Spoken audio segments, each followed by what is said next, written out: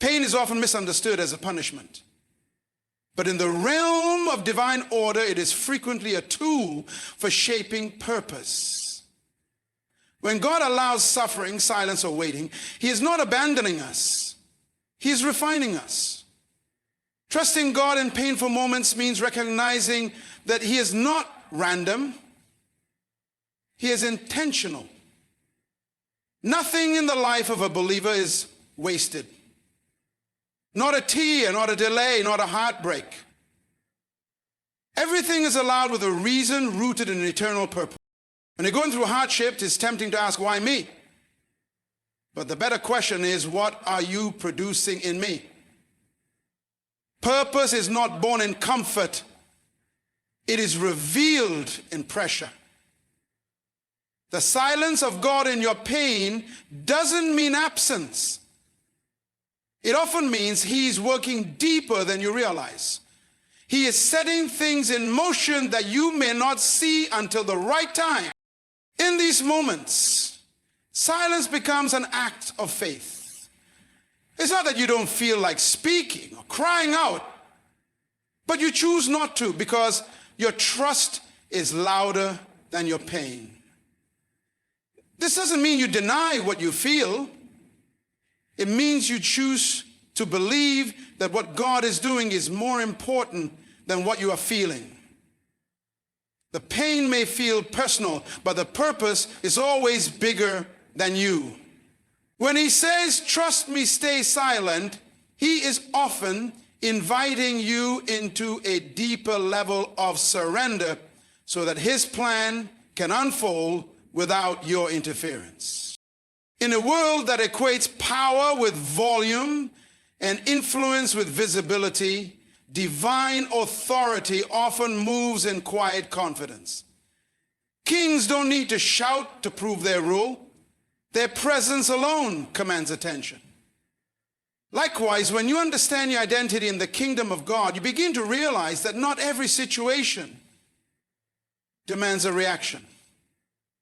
Silence, when anchored in spiritual authority, is not passivity, it is precision. It's the awareness that timing matters and that words spoken out of turn can damage what God is building in secret. There are moments when silence is not only wise but strategic. The king doesn't answer every accusation, and neither should you. Just as Jesus remained silent before Pilate, so too are there seasons when God will prompt you to hold your peace. Not because you are weak, but because your vindication is coming from a higher place. Silence in the kingdom is a posture of trust. It says, I don't have to prove myself because I know who I am and who sent me. True authority is never threatened by noise. When you are grounded in divine purpose, you learn to discern when to speak and when to stand still.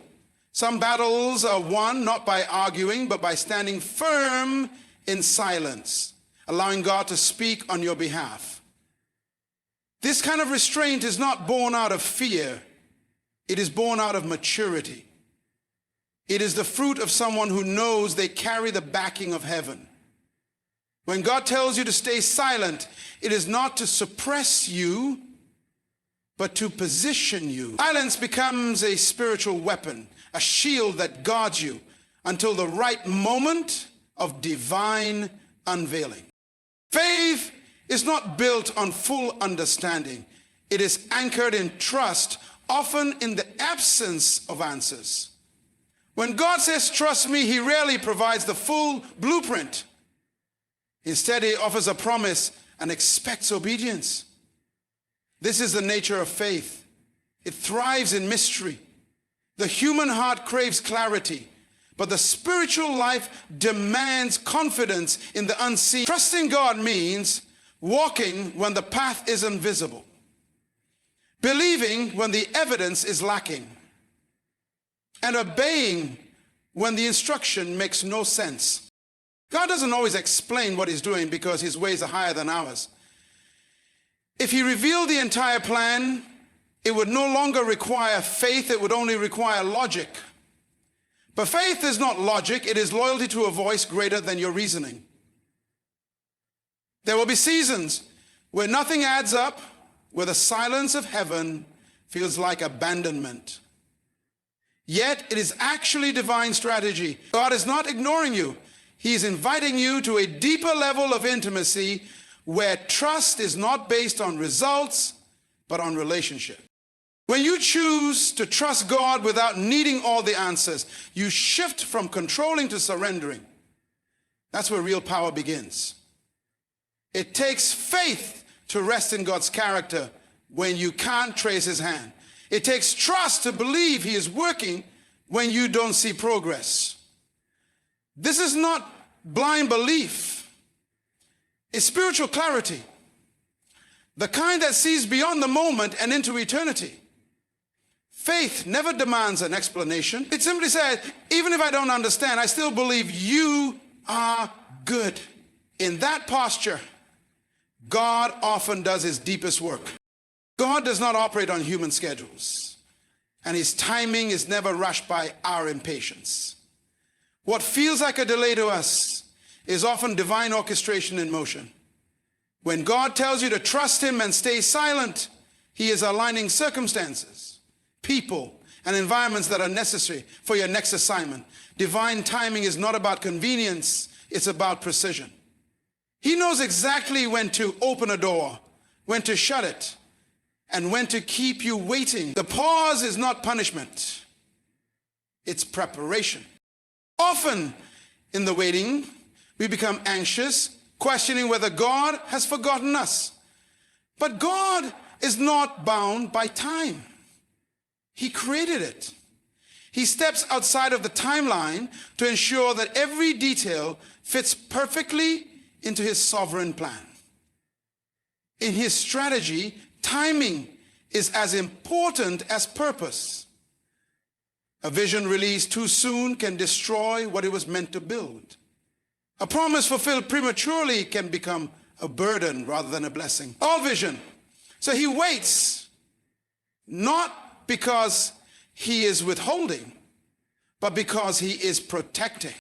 In the silence, God refines your character. He uses the stillness to shape patience, endurance, and trust. We may want the breakthrough now, but he's more concerned with who we become in the process. Divine timing doesn't only affect outcomes, it affects transformation. When he says, be still, he's also saying, I'm working behind the scenes in ways you cannot yet see. Strategic silence is not a sign that nothing is happening. It's often proof that something sacred is being prepared. What looks like inactivity is divine alignment. What feels like delay is often mercy in disguise. God is not slow, he is thorough. And when the appointed time comes, everything will unfold with clarity, purpose, and unstoppable force. Words carry power, and in the spiritual realm, your voice is not just a form of communication, it's a weapon. Every declaration, every confession, every response has the ability to either build or destroy. That's why God often says, stay silent. Not because your voice is insignificant, but because it is so significant that it must be governed with wisdom. Speaking out of emotion can sabotage what God is trying to accomplish through discipline and timing. When your voice is used prematurely, or from a place of fear, anger, or insecurity, it can stir confusion rather than usher peace. Silence is not always passive. It can be profoundly active. In moments of tension, when you're tempted to defend yourself, to explain your position, or to respond to critics, silence can become a fortress. God sometimes asks for your silence, not because you don't have something to say, but because he's already speaking in ways your words might interrupt. There are battles he is fighting on your behalf that don't require your voice, but your agreement in faith. An agreement sometimes looks like restraint. When you understand the weight your words carry, you begin to measure them more carefully. The mouth is not meant to run freely. It is meant to be guided by the Spirit. Words can set the tone of a season, determine the atmosphere of a room, and even open or close spiritual doors. That is why the wise guard their lips and only speak when the moment is appointed by God. Speaking at the wrong time can delay a promise. Speaking too much can drain spiritual energy. But when your voice is surrendered to divine timing, it becomes a tool for breakthrough. God doesn't silence you to diminish you. He silences you to sharpen you. He's teaching you the discipline of holding back until the exact moment when your words will release purpose, authority, and favor. That kind of restraint is not weakness. It is spiritual maturity. And when the moment comes for you to speak, your words will carry weight, not because of volume, but because of the authority forged in your silence. Before God reveals, he often conceals. This is not to hide you out of rejection, but to prepare you in protection. The seasons of silence, obscurity, and being overlooked are not wasted. They are sacred. God conceals what he values, just like a jeweler hides precious stones until they're polished and ready to be set. In the same way, when God places you in a hidden season, he is developing something within you that cannot be rushed. Public exposure without private formation is dangerous. So he keeps you out of sight while he forges identity, discipline, and spiritual weight. Many people want the platform but resist the preparation. But in the kingdom, commission always follows concealment. Even Jesus spent 30 years in hidden preparation before stepping into 3 years of public ministry. That's not delay. That's divine strategy. Silence in your life may feel like insignificance, but it is God's way of protecting your destiny from premature exposure. When God tells you to stay silent, he is often guarding the vision he placed within you from the wrong audience, from discouragement, and from unnecessary warfare. During these times, he's testing your motives. Can you serve without being seen? Can you obey without applause? Can you trust him when there's no spotlight? These hidden seasons are refining seasons. They strip away ego, cleanse the heart, and root your identity not in affirmation, but in assignment. Concealment builds the kind of foundation that can carry the weight of your calling. Without it, success could crush you. With it, you are prepared to walk in authority, not just visibility. God never calls someone without first crafting them in silence. When the moment comes, your unveiling won't be based on charisma. It will be backed by character. And when he commissions you, it will be undeniable, unstoppable, and divinely timed. Until then, the hiding place is holy. In every season, where God says, trust me, stay silent, he is not asking for passivity. He is calling you into partnership. Silence is not a sign of defeat. It is often the posture.